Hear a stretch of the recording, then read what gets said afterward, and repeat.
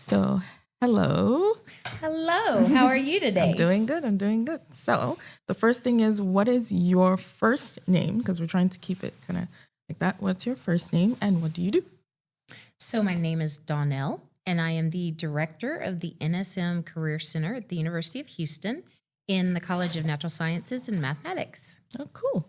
So, what exactly does the Director of Career Services do at UH? Well, we wear lots of hats. That's what we do. Anybody in career services. But I direct the kind of three pillars of career development. So the first would be servicing students and helping them develop out their careers, a plan of action, and getting internships and a full-time role. The second would be helping employers to connect with our students to be able to hire them and to support the Career Center and develop corporate partnerships, longstanding corporate partnerships, which is great for our students when they are looking for roles. And with that, we have Hire NSM, which is a platform that is used. And then the third piece would be our events, so such as our career fair. So we have an annual NSM career fair each year. And then we have an internship boot camp. We also have an NSM emergency preparedness day. Then we have employers coming in to do info sessions at various times. We also have employer pop-ups on campus. And we have workshops to help students get detailed information so that they can develop out specific pieces of their career. Very nice. Wow. How did you get into this field? Like, what did you want to be when you grew up? Oh, well, let me tell you. I grew up on a ranch in South Texas, so I thought I would be a lobbyist in DC. I wanted to lobby for crop insurance and agricultural insurance through some personal experience with my dad going bankrupt in the 80s. It was something that was near and dear to my heart. So I did that degree plan. And as you know, life, you'll tell life how it's going to go, and then it laughs at you. And when I was coming out of Texas A&M, I saw an advertisement. I hadn't gotten a job, and I had seen an advertisement for a financial aid representative, a scholarship administrator. And I was like, I might not know anything else, but I put myself through Texas A&M, so I know financial aid. I know that process. Wow. I said it in an interview. I got the job, started the next week, and I have been in higher ed ever since, fell in love with student services, student success, and just rolled through a pattern of jobs in my career and landed on my dream job about 3 years ago when I was able to start the Career Center from scratch. Very nice. Wow. It's amazing how kind of your journey didn't start from, I want to be a career development specialist. It started from, hey, this is a problem I had in my life, and I want to see how I can make this better. Absolutely. And I think when you think you know what you want to do,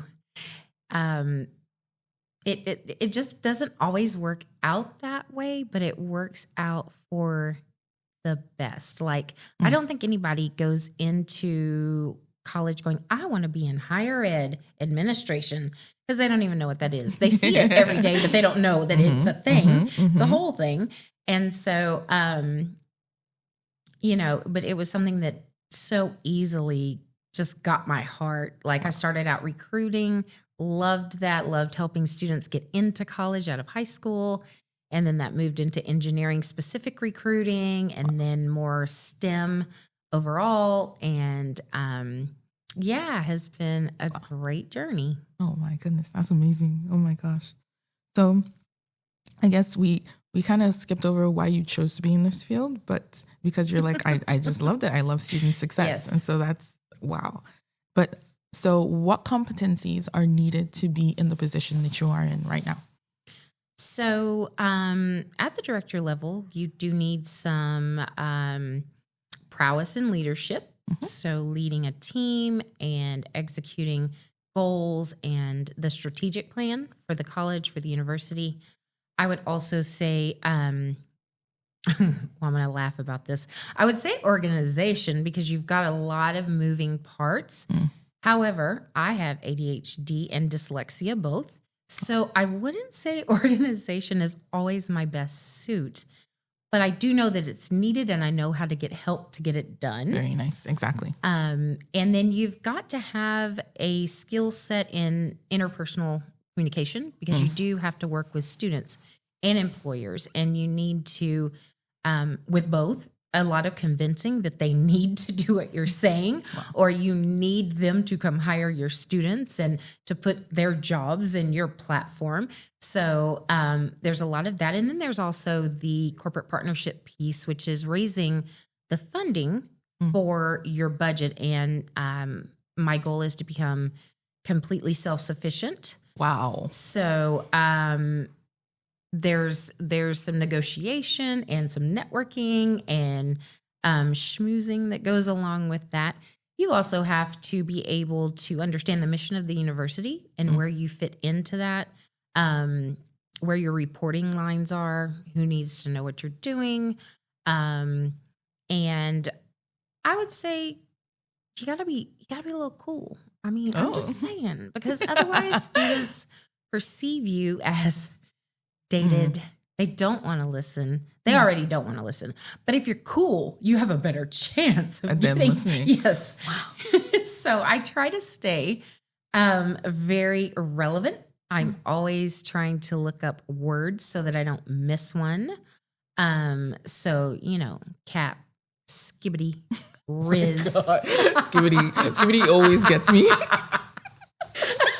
It does me too. I have to laugh every time I say it.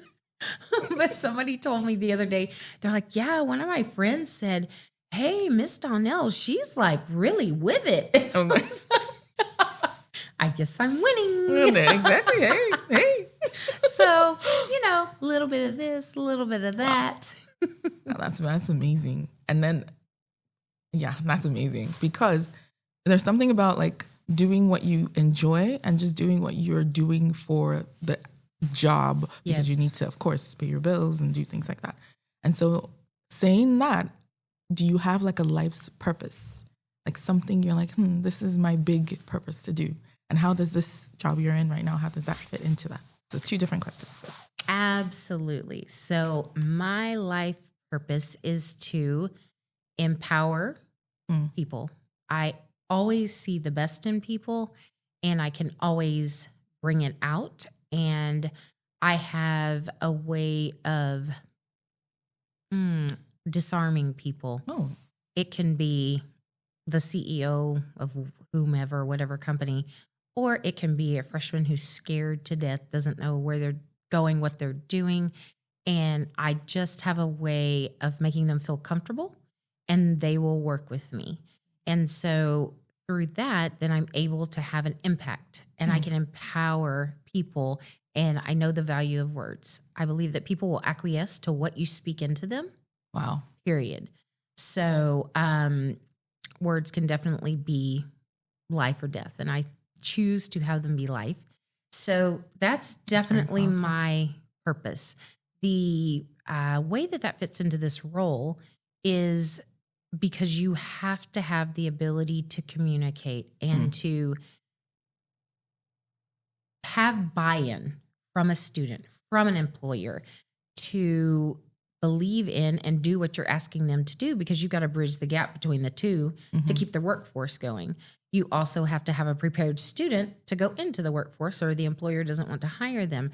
So I have to have this buy-in, and I have to encourage students every day to be the best version of themselves, and then tomorrow be a better version than that, so that they have growth and so that they enter a career that is a fit for them, so that they are happy every day and that they will, have great career success and a long-lasting, overall impact.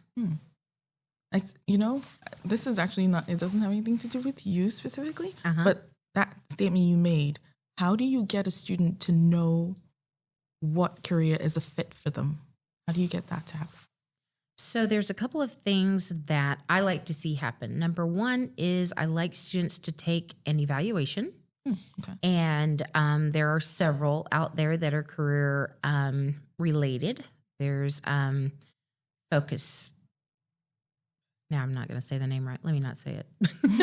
Focus 2, I believe. And then you've got Myers-Briggs. You've got what's available on ONET. You have all kinds of things.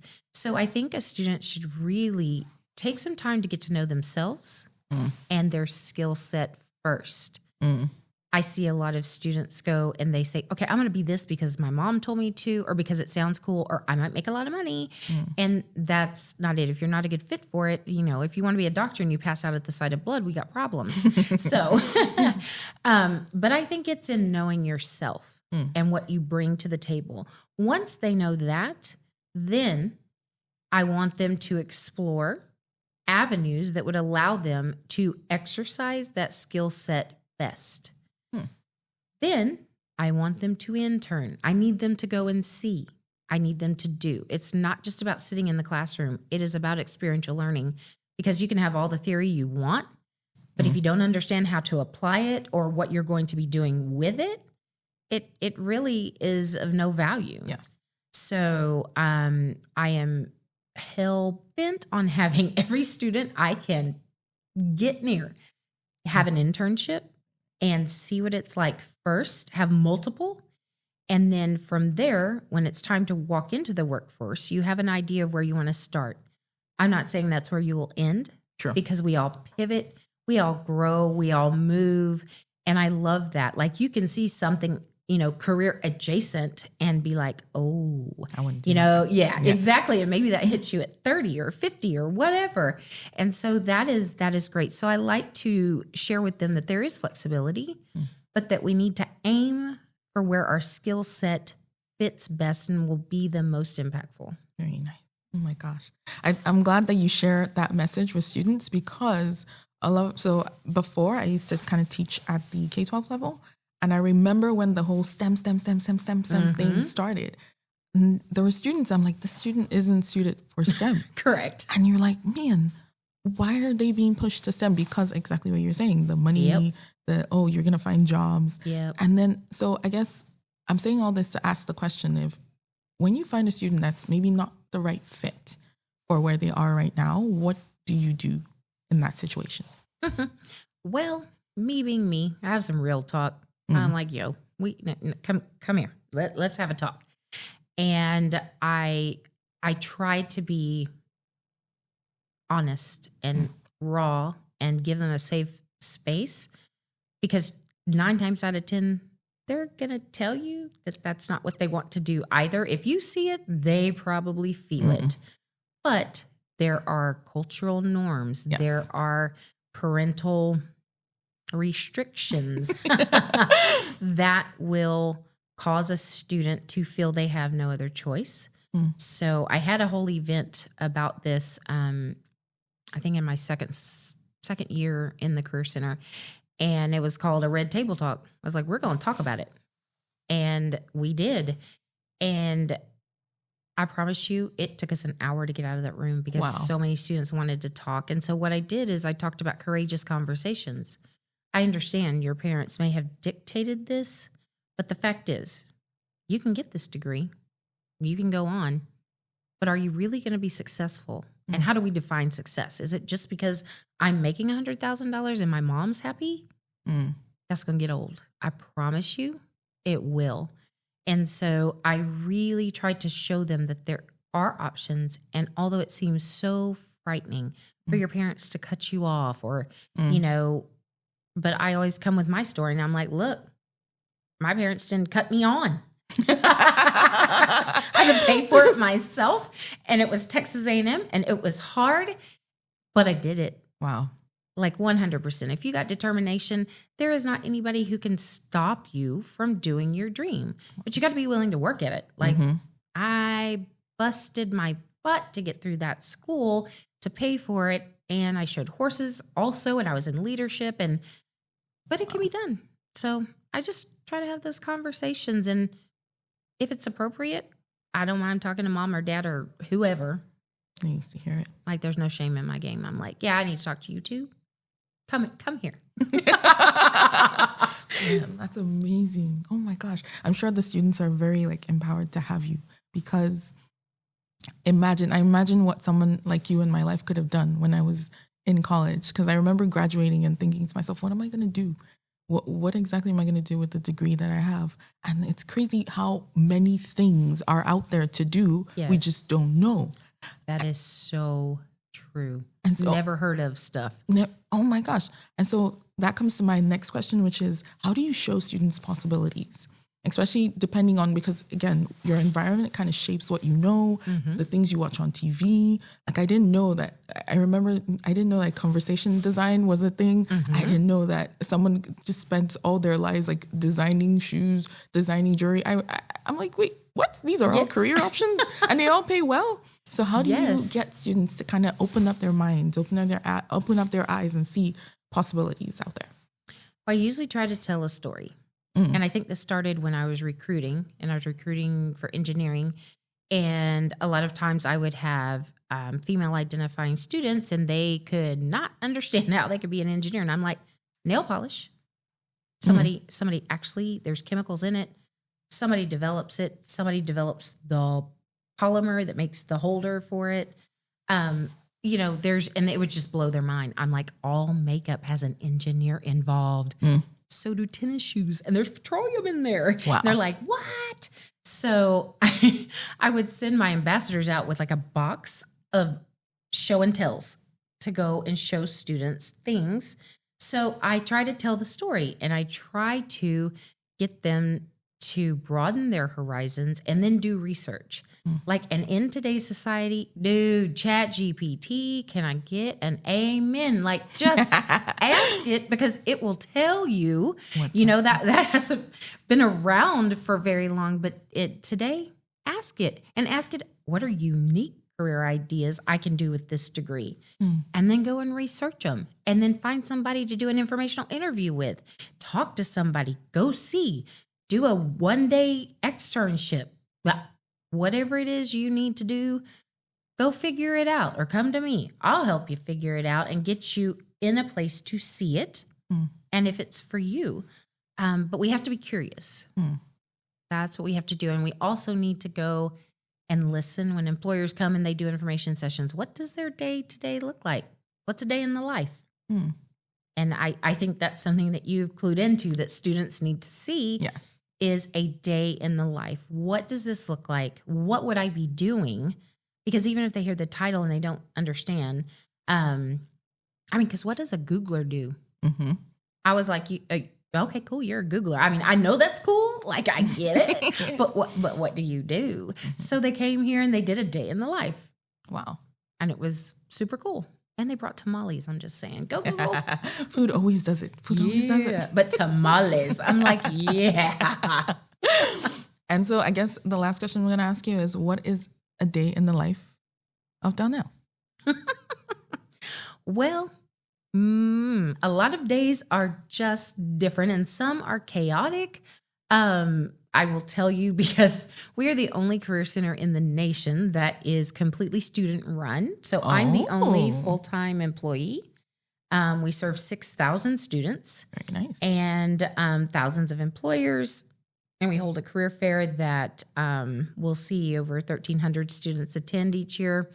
So, but I would say in general, I come in and I try to do some admin and, like approve time, make sure everybody gets paid that works, there. And because we do have a part-time career counselor and a part-time media design person. And then we also have our students are paid. So, so I do that. And then I try to have some planning time so I can figure out what I'm supposed to be doing in this day. What meetings do I have? And a lot of times I'll meet with employers. Our career counselor does the majority of meeting with students. So my role is more on the employer and the director side. So then I will have one-on-ones with everybody that is on staff, our student directors.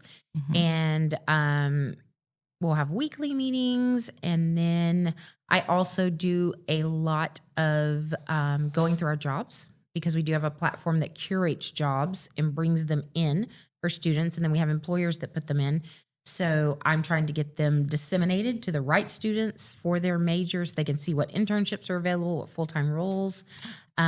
Today we are doing grad cord, the grad cord pass out. So when students do our graduation survey, they get to come to my office and pick up their red grad cord for graduation on Friday. So some days roll into the evening, like Friday, graduation will be at 7. So my team will be there from 5 to 7 for the late Lucy's who didn't do their graduation survey, because they are going to do it. That's a lot of strategy too. I will say I meet with my supervisor, whom I absolutely adore.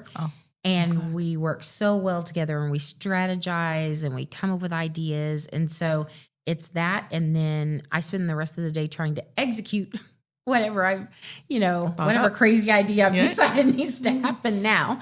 So doing that, and then working with the marketing as well, because we have to market all of our events well and in a format that students will take in, very Gen Z friendly. So we work at keeping that, on the cool in our social media. And every now and again I'll film videos and, say what's up to the students, or tell them, about an employer pop-up that's happening in the next 30 minutes, or, and just keeping them informed. So keeping our calendar up to date in higher NSM, that's a big one. And a lot of these I don't personally do, but I'm assigning them and making sure that everything is working in synergy so that students know what's going on, know when to be where, know when to RSVP, know what jobs, what internships, who's coming to do an employer information session, and what resources they have to empower them to walk into the next step, which is their first job destination. Wow. Oh my gosh. That sounds like a lot. I'm like, all in one day. Sometimes I'm like, I'm just going to crawl under the desk and I'm going to hide. Oh, wow. But oh my gosh. But thank you so much, Dawnelle, for all you do for the students. I'm so glad that you have the energy, and yes, it's amazing. It's very contagious. So keep going.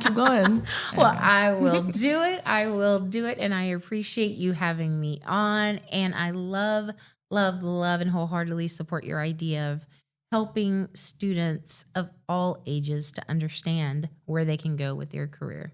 Very nice. Thank you. You're welcome. Okay.